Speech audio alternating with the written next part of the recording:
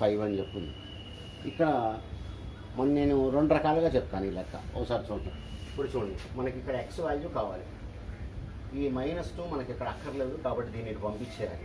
అంటే -2 యువతలకి వెళ్తే +2 అవుతుంది. సో ఎక్స్ ఈజ్ ఈక్వల్, ఎప్పుడైనా సరే ఈ వాల్యూ రాసేయండి 5, -2 యువతలకు వస్తే +2 అవుతుంది. అంటే ఎక్స్ ఈజ్ ఈక్వల్ టు 7. చాలా సింపుల్, అందరూ ఇట్లాగే చేస్తారు.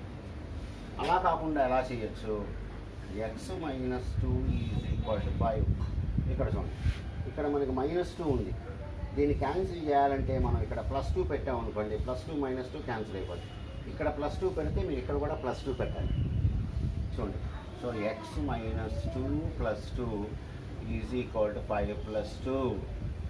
ఎందుకు ఇక్కడ 2 పెట్టాను, ఇక్కడ +2 పెట్టాను కాబట్టి ఇక్కడ +2 పెట్టాను. ఇప్పుడు చూడండి, ఇది క్యాన్సిల్ అయిపోయింది. ఇక్కడ ఈ ఎక్స్ ఒకటే